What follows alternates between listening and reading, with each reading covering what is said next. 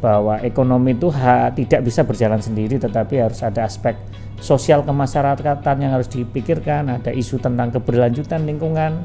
Misalnya dengan adanya investasi yang berkelanjutan, misalnya masyarakat bisa menjadi tenaga kerja dalam proses pengolahan ikannya, sehingga yang terjadi ada transformasi sosial itu sendiri di dalam masyarakat gitu kan. Butuh ada strateginya adalah yang memang fokus di sektornya seperti apa yang ramah lingkungan, tapi juga kita butuh sebuah narasi bahwa ada hal-hal yang ini sebenarnya aspeknya itu bukan aspek my own interest loh, akan digunakan untuk sebesar-besar peningkatan kesejahteraan masyarakat sekitar, dan mereka juga akan ujung-ujungnya pencapaian dari target-target SDGs. Hai semua, selamat datang di live streaming podcast Kementerian Investasi BKPM. Saya Indra Darmawan, sehari-hari Deputi Perencanaan di BKPM. Sangat senang sekali bisa berada di sini membahas topik yang sangat menarik, yaitu bagaimana dampak realisasi investasi terhadap ekonomi, sosial, dan lingkungan hidup. Kita banyak membaca di tengah pelemahan ekonomi global, investasi menjadi pilar penting dalam mendorong pertumbuhan ekonomi domestik. Realisasi investasi tahun ini ditargetkan mencapai 1.400 triliun.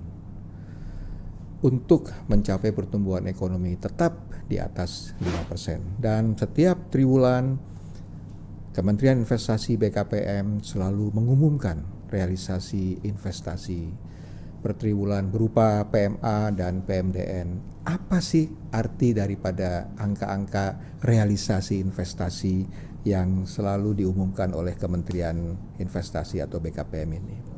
Tentunya investasi tidak dapat dilihat hanya dari sudut pandang ekonomi saja.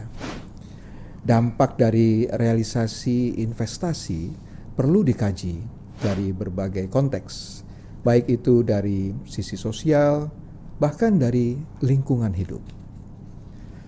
Hal ini agar mendorong terwujudnya investasi yang inklusif dan berkelanjutan yang membawa manfaat bagi negara ini. Yang juga tidak hanya berdampak pada pertumbuhan ekonomi, namun juga mendukung keadilan sosial serta mendukung kelestarian fungsi lingkungan hidup.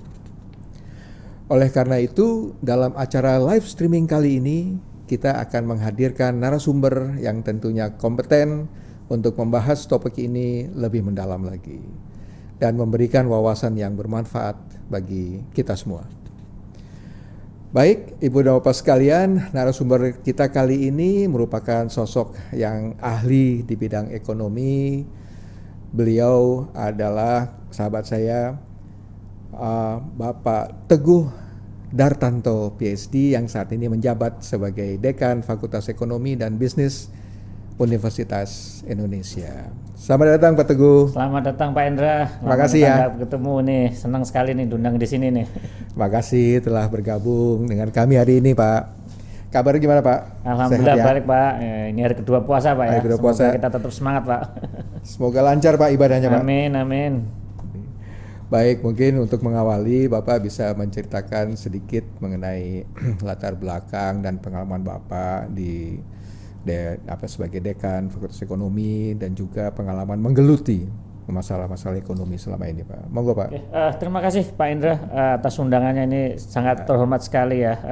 Kementerian Investasi BKPM ini memiliki paradigma yang sudah berbeda lah dengan sebelumnya, di mana investasi itu dipandang bukan hanya isu ekonomi tetapi ada isu tentang sosial dan lingkungan, dan ini mungkin sejalan dengan pengalaman saya pribadi sebagai akademisi yang memang menggeluti isu-isu tentang ekonomi dan pembangunan. Saya selalu menyampaikan bahwa ekonomi itu tidak terlepas dari aspek sosial dan aspek lingkungan. Ini yang menurut saya selalu getol menyampaikan ini, bagaimana kita itu harus berpikir mengenai bahwa ekonomi itu tidak bisa berjalan sendiri, tetapi harus ada aspek sosial kemasyarakatan yang harus dipikirkan, ada isu tentang keberlanjutan lingkungan, karena bagaimanapun dunia ini bukan milik kita, tetapi kita diminta untuk merawat untuk generasi berikutnya. Nah, pengalaman saya terkait dengan isu-isu ini, saya sendiri PhD saya di bidang international development, dan bidang saya memang fokus di isu-isu mengenai kemiskinan, ketimpangan, dan juga pembangunan. Dan saya sangat senang sekali bahwa concern terhadap isu ekonomi, sosial, dan lingkungan ini menjadi mainstream. Dan saya juga salah seorang yang banyak aktif mendorong ekonomi inklusif.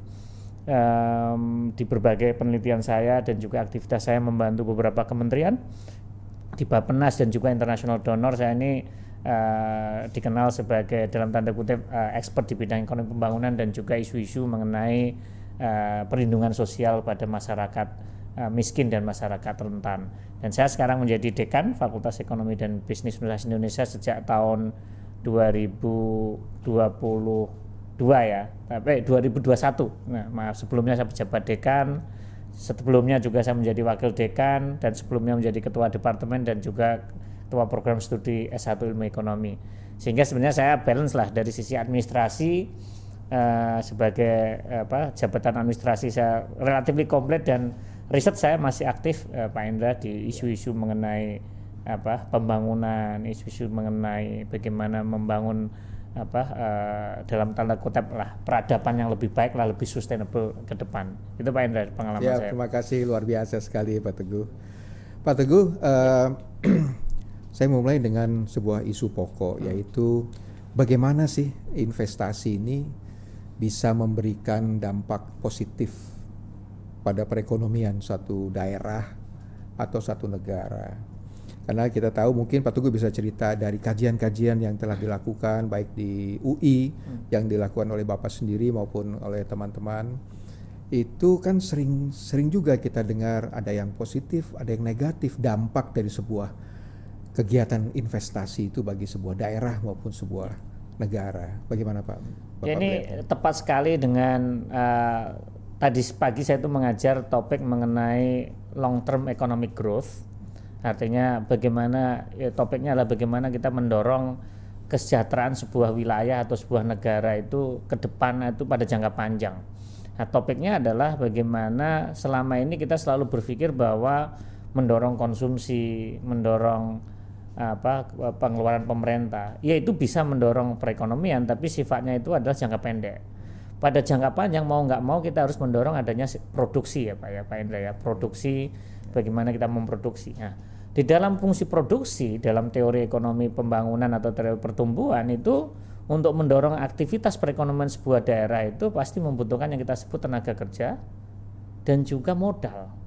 Kalau hanya orang aja mau, misalnya kita punya emas di dalam tanah, kalau nggak punya alat kan nggak bisa, sehingga butuh modal.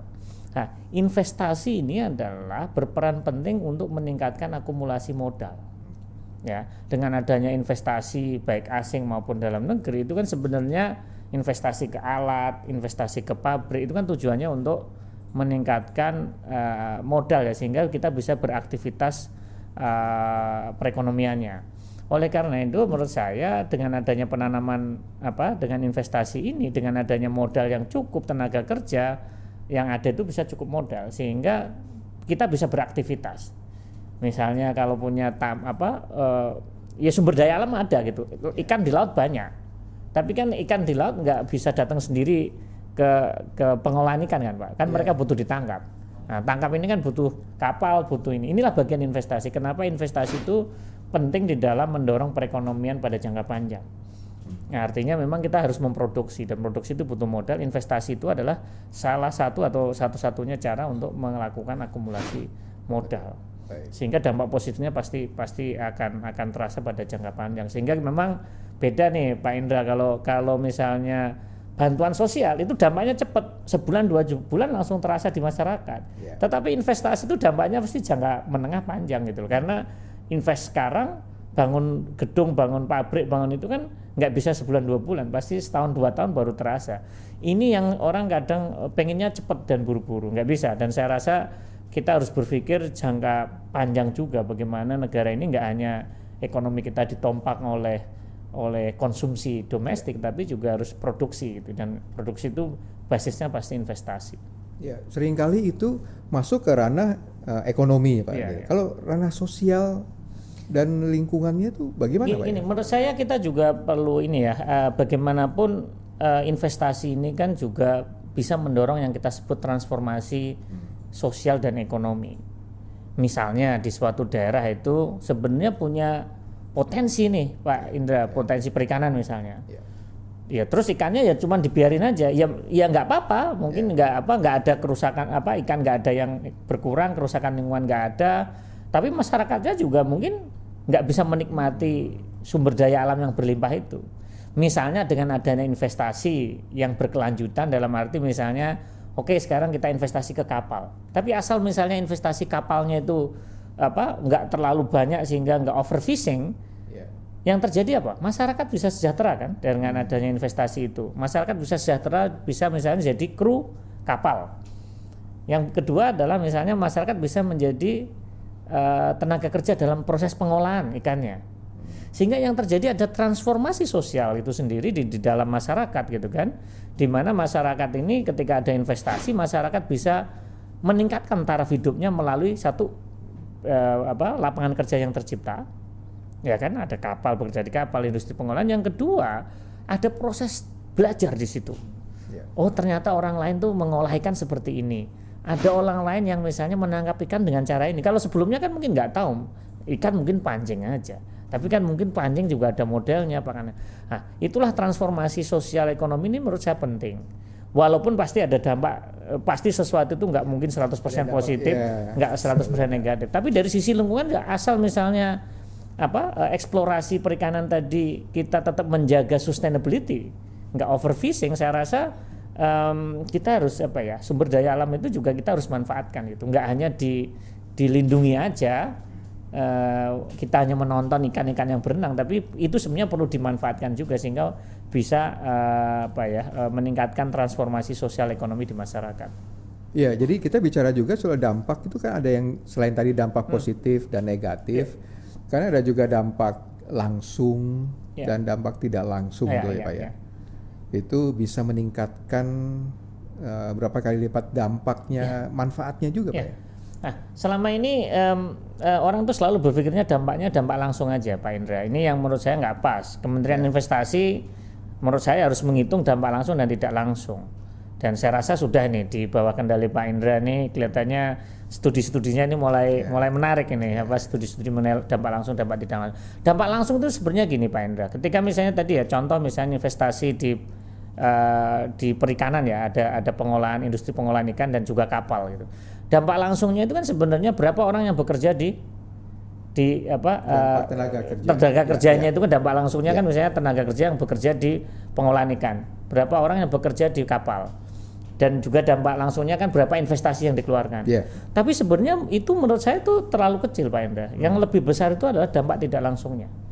Bagaimana dampak tidak langsung ekonomi aja udah besar, apalagi dampak tidak langsung sosial dan lingkungan. Misalnya dampak tidak langsung gini. Orang yang bekerja di pabrik pengolahan ikan, dia dapat gaji kan. Dan dia makanya ketika dapat gaji maka dia belanja uang gajinya itu. Di masyarakat, di restoran, di hotel. Nah, dan hotel dan restoran itu kan membutuhkan tenaga kerja juga kan.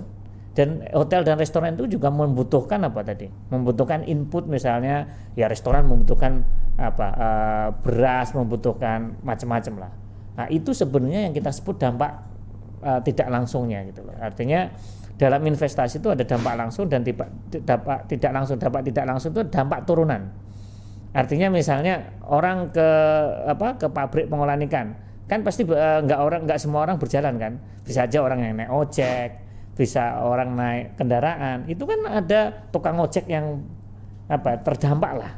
Nah, artinya peningkatan penghasilan ini yang seharusnya memang perlu kita angkat Pak ya. Artinya masyarakat juga harus paham bahwa sesuatu itu nggak hanya kita menghitung dampaknya yang langsung, yang benar-benar hasil investasi itu sendiri, tetapi juga dampak keterkaitan industrinya itu.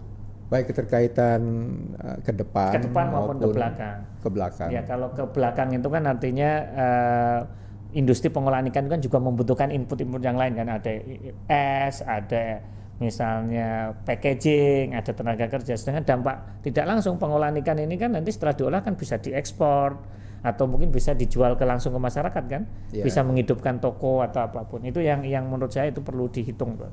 Iya, iya. Kalau begitu Pak, selain daripada yang tadi faktor-faktor produksi yang kita bicarakan, kan ini juga penting, banyak sekali dibahas juga pentingnya pelibatan dan keterlibatan masyarakat. Ya. Gitu. Toh nantinya mereka juga yang diuntungkan, yang seharusnya diuntungkan. Gitu. Bagaimana caranya Pak kita bisa memastikan gitu untuk pelibatan masyarakat? Ya, menurut saya ini memang investasi ini memang unik ya, dan juga memang ada shifting paradigma ya. Yang sebelumnya bahwa investasi ini hanya berpikir tentang bagaimana mendapatkan manfaat ekonomi sebesar-besarnya, tetapi sekarang mindsetnya sudah berubah. Bagaimana investasi itu memberikan kebermanfaatan kepada nggak hanya ekonomi tapi sosial, kemasyarakatan juga lingkungan. Nah, ini yang menurut saya ada paradigma yang memang pelan-pelan memang sudah bergeser ya Pak Enda, agar bahwa bagaimana setiap investasi yang dikembangkan atau ada itu benar-benar bisa melibatkan ya pro empowerment, ada pemberdayaan masyarakat sekitar. Ya ini memang bukan tugas yang sederhana dan pendek. Misalnya kita melakukan investasi perikanan ataupun pertambangan ya, mungkin nggak serta-merta penduduk di wilayah itu sudah siap dalam arti mensupport tenaga kerja. Oleh karena itu mungkin dalam jangka pendek itu harus ada roadmap. Misalnya jangka pendek mungkin tenaga kerjanya kita ngambil dari luar wilayah tersebut. Tetapi perusahaan dan juga pemerintah daerah harus bekerja sama bagaimana menyiapkan tenaga kerja yang nanti akan mendukung industri tersebut.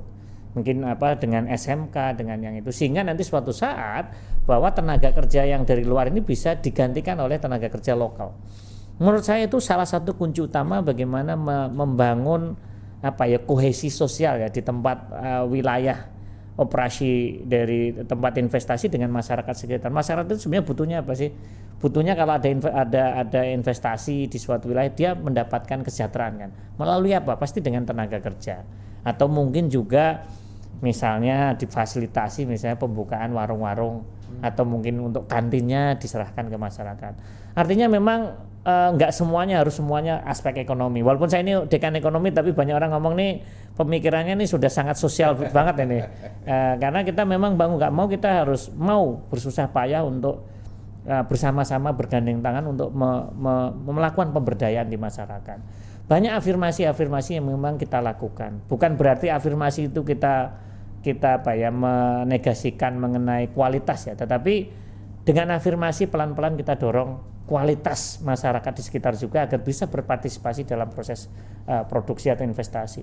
Ya pengalaman saya nih Pak Indra melihat proses mohon maaf nih saya sebut merek ya, ini Freeport Indonesia di Papua itu punya memang awalnya mungkin 20 tahun, 30 tahun yang lalu itu semua pekerjanya enggak semuanya dari asing dan luar Papua. Tapi sekarang dengan pelan-pelan dengan adanya peningkatan sumber daya manusia di masyarakat Papua sendiri, sekarang tenaga kerjanya sebagian besar Papua. Artinya memang kita harus punya mindset dan punya spirit bahwa kita beroperasi, investasi yang beroperasi itu memang untuk memakmurkan, untuk kemakmuran sebesar-besar kemakmuran investor dan juga masyarakat sekitar. Ini yang mungkin juga mindset ini yang mungkin juga Kementerian Investasi ini saya mohon nih kepada Pak Indra bahwa ya kebijakan mengenai bahwa investor ini mindsetnya juga perlu ini nggak hanya ngambil untung aja, tetapi ada spirit untuk memberdayakan, karena dengan adanya pemberdayaan keberlanjutan itulah yang akan terjadi. Karena jangan sampai hanya mengambil untung aja, ekonomi aja, nanti terjadi friksi sosial, usaha malah nggak bisa berjalan, repot juga gitu. Yeah. Oke, di sebagai pusat dalam pusaran itu ya si investor itu tadi, para pelaku usaha, korporasi yang seharusnya memang tujuan utama mungkin dari mereka adalah mencetak keuntungan sehingga bisa memaksimalkan nilai dari pemegang sahamnya. Itu kan dari sisi teori mereka, teori komersialnya mereka. Nah, kira-kira bagaimana mereka bisa berperan gitu? Mulai dari apakah tentunya peran mereka beda dengan sekedar charity, bukan sumbangan, tapi bisa memakmurkan yang tadi yang Pak Teguh sampaikan, sambil memelihara juga lingkungan hidupnya di lokasi tempat mereka berupaya gitu. Bapak melihatnya seperti apa peran daripada korporasi itu? Sekarang juga korporasi sekarang juga mindsetnya sudah pelan-pelan berubah, Pak. Ya. Artinya memang profit orientasi itu ternyata juga bukan melulu yang utama, karena juga ada tekanan global kan, tekanan investor juga kan. Sekarang intinya perusahaan itu akan dituntut mengenai sustainability.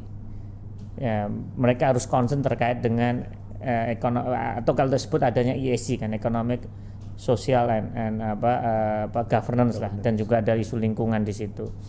Intinya bahwa investor juga pasti pelan-pelan juga akan merubah dari mindset bahwa usaha itu nggak hanya economic benefit aja, tetapi mereka juga akan concern terkait dengan isu mengenai social cohesion, empowerment, dan juga sustainability lingkungan itu sendiri. Karena bagaimanapun juga, apalagi investor global ya, karena mereka harus comply dengan standar global. Dan menurut saya selain investor juga dengan ada tekanan global, saya rasa peran pemerintah di sini, Kementerian Investasi dan BKPM, saya rasa ini sangat-sangat krusial ya, karena bagaimanapun perubahan dari BKPM ke kementerian ini kan merubah mindset ya, dari hanya sebagai eksekutor ya Pak Indra ya, mengkoleksi berapa jumlah investasi, tapi kan sekarang punya, dengan adanya kementerian ini bisa membuat regulasi bahwa mendirect bahwa ini loh, bahwa kita punya concern. Saya rasa korporasi juga bergerak ke arah isu sustainability lingkungan dan ekonomi, sedangkan dengan guidance dari pemerintah, kebijakan-kebijakan dari pemerintah yang tepatnya dari Kementerian Investasi, saya rasa kita akan berjalan seiring bahwa kita nggak hanya berpikir mengenai profit, tapi kita berpikir terkait dengan people and planet. Ya, people and planet ini menjadi concern dari kita semuanya gitu. Untuk apa misalnya perusahaan kaya raya tapi mungkin nanti ada berita bahwa dia dalam tanda kutip membuat sengsara masyarakat sekitar, melakukan eksploitasi, melakukan misalnya pekerjaan, dan itu bagi di global, dunia global kan sebuah dalam tanda kutip aib tersendiri gitu. Investor juga nggak mau seperti itu, karena ini adalah bahwa kita harus berpikir bukan hanya profit, tapi kita harus think about the people and planet. Ya, saya pikir kalau barang yang dia hasilkan dari praktek-praktek seperti itu juga nggak akan laku ya. Nggak akan diterima karena standar dari global juga sekarang sudah semakin tinggi. Nah, kira-kira apa saja Pak faktor yang dipertimbangkan sebelum memutuskan untuk melakukan investasi di suatu daerah? Tadi Pak Teguh sudah sampaikan tidak harus hanya pertimbangan ekonomi saja, sosial juga dan lingkungan juga. Kita bicara soal lingkungan khusus saat ini sekarang. Ini terkait juga kalau dengan kegiatan berusaha yang paling dekat adalah penurunan emisi. Itu yang paling emisi. Nah, penurunan emisi ini membutuhkan biaya dan pasti akan menambah biaya. Kalau biaya bertambah, itu keuntungan berkurang. Gitu Pak. Logisnya seperti itu kan Pak. Dan ini yang banyak dikeluhkan juga bahwa biaya ini semakin meningkat karena teknologi untuk menurunkan emisi ini masih mahal. Nah, jadi kita dihadapkan pada sebuah dilema, ingin berbuat baik untuk planet tapi mahal, sehingga meningkatkan biaya yang akhir-akhirnya membebani juga perusahaan seperti itu. Nah, Pak Teguh melihatnya seperti apa nih melihat? Balancing seperti itu. Balance ini memang selalu pertanyaan klasik ya Pak Indra ya. Ini pengusaha kadang juga mohon maaf dalam tanda kutip juga berpikirnya jangka pendek. Ya karena memang tekanan stakeholder ya, tekanan pemegang saham. Tapi saya rasa this is the past menurut saya. The future tetap harus semua perusahaan harus concern terkait dengan profit, people and planet. Nah, di mana memang ini kita harus berpikir, saya rasa memang dalam jangka pendek ya Pak Indra. Dalam jangka pendek misalnya investasi di misalnya green building atau green infrastructure atau infrastruktur ramah lingkungan atau teknologi yang ramah lingkungan itu mungkin mahal. Tapi itu di dalam jangka pendek mungkin terasa mahal, membebani. Misalnya instalasi energinya misalnya pakai EBT, energi baru terbarukan, misalnya solar panel. Investasinya pasti mahal kan. Kalau setahun 2 tahun pasti nggak balik. Tapi kalau misalnya kita investasi itu dihitung misalnya 5 tahun 10 tahun, saya rasa mungkin hitung-hitungannya mungkin dalam jangka pendeknya itu lebih murah. Sehingga memang perlu desain ya Pak Indra ya, mungkin desain insentif ya. Artinya memang insentifnya itu nggak hanya mungkin dalam memberikan insentif ini nggak hanya yang selama ini kan selalu misalnya berapa sih profit kira-kira pajak yang dibayarkan, terus tenaga kerja yang diciptakan. Tapi mungkin sekarang perlu ada ide lagi, berapa sih misalnya apakah dia sudah punya carbon offset policy, apakah dia mungkin investasi di misalnya green building, apakah mereka juga misalnya punya, misalnya kalau dia nggak punya teknologi yang misalnya bisa mengurangi emisi, apakah dia misalnya dikompensasi dengan misalnya nanam tanaman atau hutan yang penghijauan, kan itu sebenarnya carbon offset juga kan. Artinya memang dalam balancing ini saya rasa memang nggak bisa dilepaskan begitu aja di dunia usaha. Saya rasa peran pemerintah di perencanaan di tempatnya Pak Indra ini saya rasa sangat-sangat penting, bagaimana menggait, memberikan guidance, arahan, dan juga bagaimana membalancing itu. Sehingga mungkin kita juga berpikir juga insentif sistemnya ya Pak Indra. Yeah. Artinya insentif sistemnya nggak hanya yang ekonomi aja, tapi oke, misalnya declare, saya mungkin energi terbarukannya misalnya sekian persen dari panel. Okay. Misalnya saya teknologinya ini, karbon emisinya seperti ini, tapi saya melakukan offset nih, misalnya dengan nanam pohon, atau mungkin misalnya menggerakkan masyarakat gitu, mungkin penghijauan. Artinya memang kita nggak bisa berpikir yang very simple ya, apple to apple, masih simple yang inti, tapi memang harus dalam konteks sekarang ini lebih komprehensif sih, mau nggak mau, dan sifatnya bukan short term tapi medium sama long term thinking ya, karena memang sampai saat ini mungkin teknologinya masih mahal, tapi ya itu tadi, orang buru-buru pengen profit kan investor. Tapi saya rasa sih dengan guidance yang clear dari pemerintah, insentif sistem yang clear juga, saya rasa investor itu juga akan happy ya, karena bagaimanapun nanti dalam dunia investasi juga sekarang kan ada tekanan dari investor nih, perusahaan-perusahaan agar mendapatkan financing kan dia juga harus declare seramah apa sih dia dengan people and planet juga gitu. Dia pasti minta sustainability report, dan juga misalnya sektor keuangan kan juga sudah punya taksonomi ekonomi hijau. Mereka kan artinya ini global movement yang menurut saya senang ya. Artinya kita semua orang sekarang berpikir nggak hanya profit tapi think about the people and planets gitu. Iya, iya Pak Teguh. Mengenai realisasi investasi, ini masih terkait dengan yang isu emisi CO2 untuk menjaga lingkungan hidup ini, menjaga planet ini. Ini penting karena Indonesia berkomitmen, punya janji, punya pledge, punya target, bahkan target penurunan emisi kita dinaikkan, ya kan? Dinaikkan. Tapi kalau kita lihat sekarang di sisi lain, kegiatan investasi yang semakin tinggi semakin baik, ya kan, karena memberikan beberapa manfaatnya. Tapi di lain pihak, kegiatan ekonomi, kegiatan usaha untuk merealisasikan investasi ini berpotensi meningkatkan emisi, gitu. Jadi realisasi investasinya naik, emisinya juga naik di beberapa daerah. Di beberapa daerah seperti yang kalau kita lihat, memang sih Jawa, Sumatera masih tertinggi dari sisi emisi CO2-nya.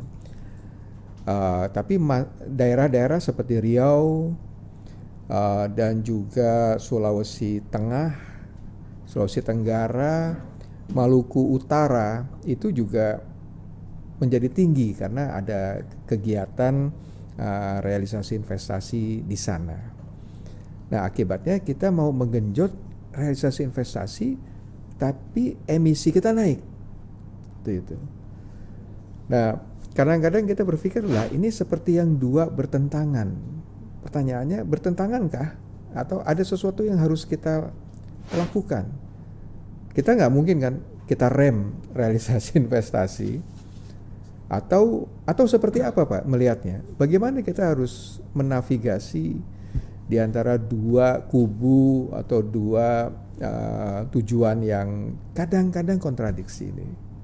Oke, menurut saya Pak Indra ya ini juga memang seolah-olah kontradiksi, dan kita memang saya sendiri sebagai ekonom juga nggak pengen melakukan konfrontasi antara kepentingan investasi memang untuk kesejahteraan masyarakat dan juga kepentingan lingkungan. Tetapi memang yang itu pasti ya, aktivitas investasi, karena pasti ya ada aktivitas produksi atau apapun itu pasti akan meninggalkan jejak karbon, akan meningkatkan emisi. Tetapi yang perlu kita lakukan adalah bagaimana kita bisa melakukan mitigasi. Ya, nggak mungkin kita men-stop investasi. Kita masih butuh Pak Indra. Secara teori yang tadi pagi bahas di kelas sama saya itu nggak mungkin kamu stop investasi untuk bisa tetap tumbuh berkembang dan juga untuk kesejahteraan. Ya, bagaimanapun kita juga butuh meningkatkan itu. Tetapi yang perlu kita lakukan adalah how to mitigate. Mitigasinya seperti apa? Dan saya sangat suka sekali nih tadi bukan bisik-bisik ya, dari temen nih yang dari Fakultas Ekonomi dan Bisnis juga nih memberikan update, ternyata BKPM Kementerian Investasi sudah bekerja sama dengan tim peneliti dari kami. Ternyata yang saya sangat luar biasa ini Pak Indra, realisasi investasi di tiap triwulan itu diulas ya, dibahas bukan hanya dampak ekonominya, tapi udah dibahas mengenai aspek sosial dan aspek lingkungan. Nah, ternyata dengan data-data ini bukan berarti kita harus menyetop investasi, tetapi bagaimana melakukan mitigasi agar dampak CO2-nya ini nggak besar. Okay. Artinya tapi untuk melakukan mitigasi yang dibutuhkan apa? Data dulu dong. Yeah. Dan ini adalah one step forward dari Kementerian Investasi yang sudah melakukan studi. Oh, dampak CO2-nya berapa sehingga kita bisa melakukan mitigasi. Jangan-jangan nantinya policy-nya kalau di Jawa sudah over, misalnya emisinya sudah terlalu tinggi ya Pak Indra ya, bisa jadi nanti kebijakannya investasi yang sama jangan-jangan bisa dipindahkan ke tempat yang lain. Oke, jadinya realisasi investasi itu bisa dicapai dengan emisi yang lebih rendah. Lebih rendah. Nah, untuk itu kita harus mendorong, mempromosikan investasi yang lebih ramah lingkungan. Lebih ramah lingkungan, yang itu lebih ramah lingkungan. Yang pertama juga mitigasi gitu. Kalau misalnya investasi ini menimbulkan CO2 yang seperti ini, mitigasinya seperti apa? Perusahaan harus ngapain misalnya? Harus misalnya membangun kawasan hijau. Membangun kawasan itu kan kita harus punya namanya carbon offset policy kan. Nah, ini yang mungkin juga harus ada package nih. Nah, nanti ya ke depan kita punya roadmap yang clear bahwa dunia usaha juga emisi kamu segini, nanti kamu apa sih target kamu sebagai dunia usaha untuk menjaga, memitigasi atau menurunkan.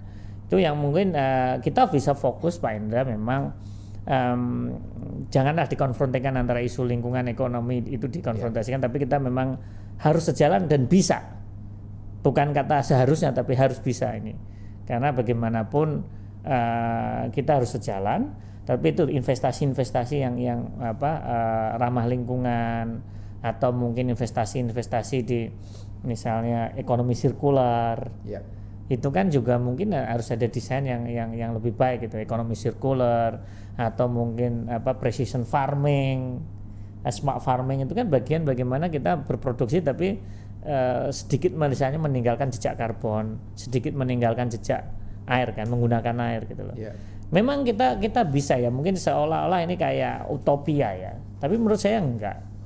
Dengan komitmen regulasi yang clear dan database yang bagus, kita bisa mendesain sebuah policy yang bisa mendorong investasi yang lebih inklusif dan berkelanjutan. Iya, saya pikir juga untuk berbuat baik untuk lingkungan itu bisa dimulai dengan langkah-langkah kecil Pak ya, yang bermanfaat, misalnya mengganti bahan bakar sedikit demi sedikit, kebiasaan untuk menghemat listrik, itu saya pikir juga akan bermanfaat bagi pencapaian tujuan itu. Pak, kalau kita melihat investasi inklusif dan berkelanjutan ini, bagaimana ini bisa membantu ya, mempromosikan pembangunan ekonomi gitu di negara-negara berkembang. Indonesia juga kemarin gencar sekali dalam forum G20 mempromosikan ini, dan saat ini di tahun ini mungkin di keketuaan kita di ASEAN. Itu bisa ya Pak, kita bisa dorong itu untuk justru meningkatkan juga peran Indonesia dalam diplomasi internasional sampai ke arah situ Pak ya? Ya. Artinya gini, semua orang dan semua dunia ini kan bergerak ke arah bagaimana kita melakukan pembangunan yang inklusif kan. Pembangunan inklusif itu ya menurunkan kemiskinan, menurunkan ketimpangan, dan juga tidak menimbulkan kerusakan lingkungan. Dan semua negara di dunia ini baik maju maupun berkembang kan fokus pada pencapaian dari Sustainable Development Goals kan. Ya artinya untuk kita bisa mencapai pembangunan inklusif kita butuh sumber yang inklusif dong. Sumber pembangunan yang inklusif berarti butuh investasi yang inklusif. Nah, investasi inklusif menurut saya, dan saya rasa ini bisa menjadi role Indonesia di dalam konteks leader di negara berkembang dan juga ASEAN, bahwa bagaimana sih kita harus mendorong yang kita sebut investasi inklusif dengan filosofinya yaitu tadi harus pro job, pro poor artinya pro poor itu mengurangi kemiskinan, pro job menciptakan lapangan pekerjaan, pro environment meminimalkan dampak lingkungan yang kecil, pro social cohesion. Pro social cohesion ini kan bagaimana investasi itu tidak memberikan friksi terhadap sosial. Pro empowerment kan bagaimana pemberdayaan, dan saya rasa Indonesia sudah one step forward, kita bagaimana melakukan program kemitraan antara investor asing dengan lokal. Ini kan bagian dari sebenarnya bukan apa-apa, jangan dipandang sebagai kita itu sangat-sangat ultra nasionalis dalam tanda kutip harus melibatkan lokal, tapi narasinya adalah ini adalah empowerment, pemberdayaan, bahwa kita harus setara, tidak ada yang lebih hebat lebih ini, bahwa kita membangun dunia yang setara. Dan yang terakhir adalah bahwa investasi itu harus pro knowledge creation, bagaimana juga harus ada transfer of technology, transfer of knowledge, bahwa dunia ini bukan hanya milik salah satu negara aja, bukan hanya pilih orang kaya, bahwa dunia ini milik bersama gitu, sehingga harus ada kerelaan, dan juga Indonesia harus berjuang dan memperjuangkan bahwa we have the same planet, we face the same problem, kita needs sit together to solve this problem gitu loh. Dan saya rasa kalau Indonesia bisa mempromosikan tadi investasi inklusif yang tadi yang saya sebutkan, saya rasa dengan narasi yang baik, saya rasa negara maju juga akan paham bahwa we need this for the sustainable development goal purposes kan. Sehingga SDG ini bukan hanya tanggung jawab negara berkembang, negara maju juga punya tanggung jawab karena kita harus merawat planet yang sama gitu loh. Untuk mencapai tujuan tersebut Pak, Pak Tugu melihatnya tantangan terberatnya apa Pak? Tantangan terberatnya ini memang ada beberapa aspek ya. Dari investornya sendiri juga memang walaupun ini udah global trend ya, ESG ini, tetapi jadi masih investor juga berpikirnya jangka pendek, pengen short gain. Itu juga memang perlu ada negara yang kuat lah yang mengatur itu.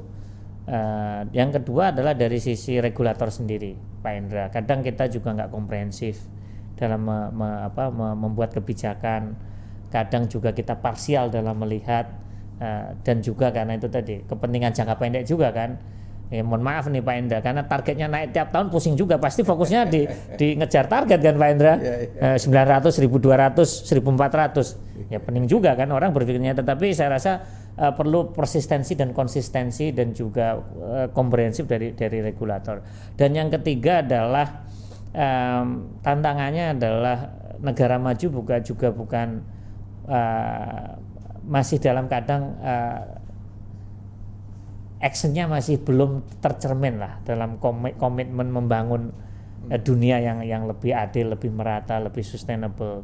Mungkin dalam konteks dokumen itu mungkin iya ya Pak Endra ya untuk diplomasi, tapi kelihatannya kayak dalam tanda kutip saya ngomong itu seolah-olah yang diomongin kayak ngecat langit lah Pak Endra gitu loh.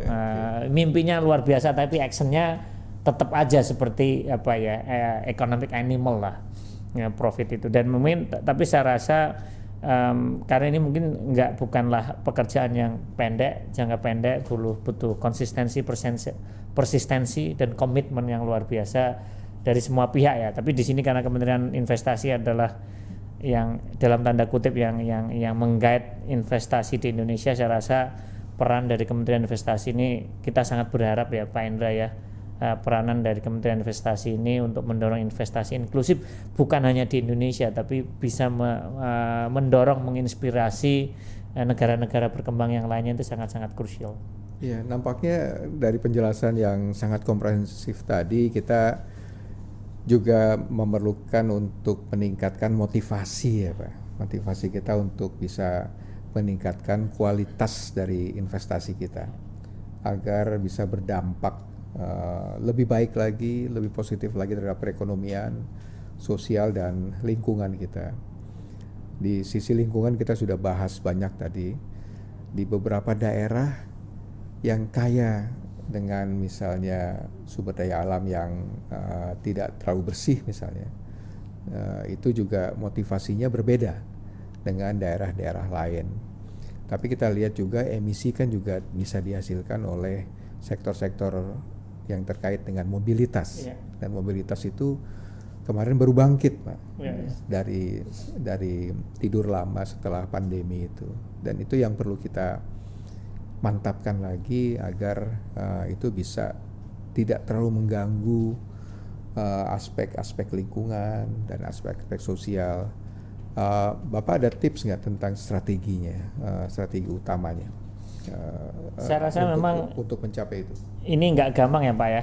Mungkin saya seorang akademisi kadang mungkin terlalu utopis atau teoritis, tapi saya rasa bergerak ke arah investasi ke energi baru terbarukan, misalnya investasi baterai,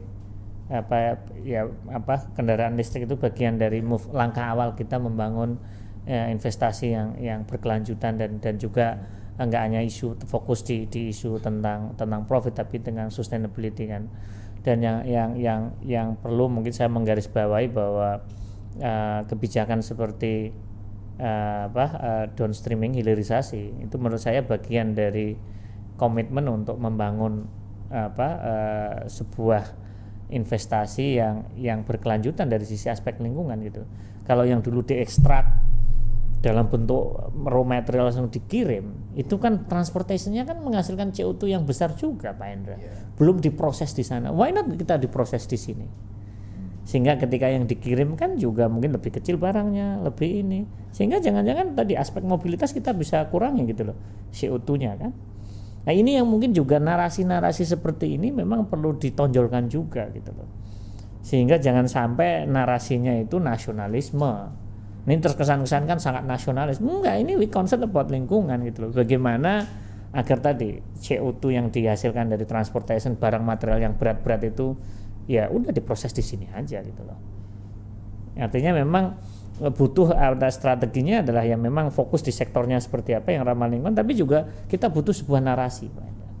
Narasi besar mengenai bahwa ada hal-hal yang ini sebenarnya aspeknya itu bukan aspek my own interest loh, my Indonesia interest loh, tapi this is we talk about itu tadi Pak Indra, bahwa apa yang kita lakukan seperti ini itu juga akan berkontribusi terhadap pengurangan emisi CO2 dan kita concern dengan sustainability, dan yang pastinya kalau kita diolah di sini nilai tambahnya akan ada di sini, dan itu juga akan digunakan untuk sebesar-besar peningkatan kesejahteraan masyarakat sekitar, dan mereka juga akan ujung-ujungnya pencapaian dari target-target SDGs. Ini narasi ini penting Pak Indra, sehingga kita selain fokus teknis terhadap area sektor investasi, kita juga harus fokus terhadap bagaimana membangun narasi bahwa kita memiliki sebuah narasi besar di dalam konteks kebijakan investasi ini.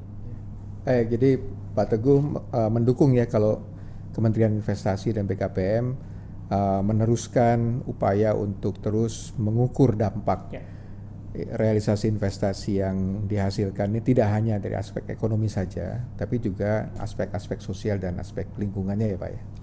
Itu sangat-sangat Pak Indra, saya sangat-sangat apresiasi karena selama ini kan kita hanya dengar triwulan 1 realisasi investasi sekian triliun ini itu, Tapi beberapa tahun terakhir ini saya melihat bahwa setelah ada rilis tentang statistik, terus ada aspek kebermanfaatannya juga dihitung gitu loh.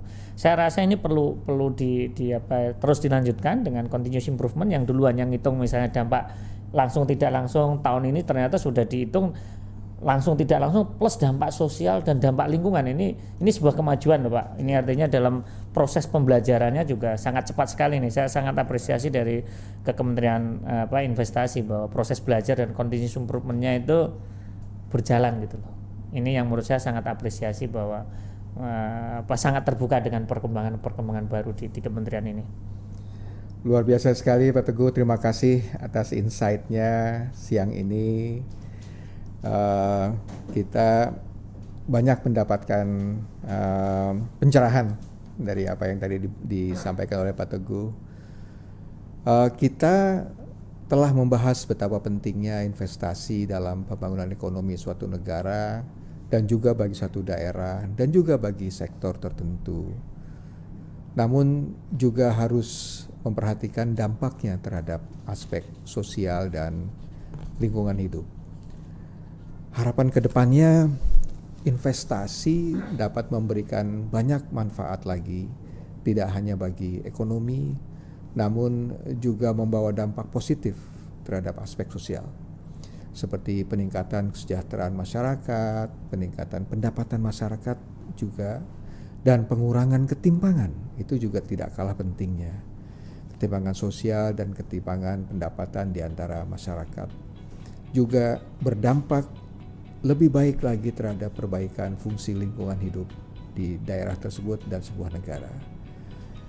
Terima kasih sekali lagi untuk Pak Teguh, terima kasih Pak, terima kasih Pak. Juga untuk para penonton yang telah live streaming hari ini telah bersama kami. Live streaming ini juga akan ditayangkan pada kanal YouTube Perencanaan Investasi TV. Jangan lupa subscribe untuk update terbaru. Sebagai penutup, saya Indra Darmawan pamit undur diri dan sampai ketemu di episode mendatang. Terima kasih. Terima kasih.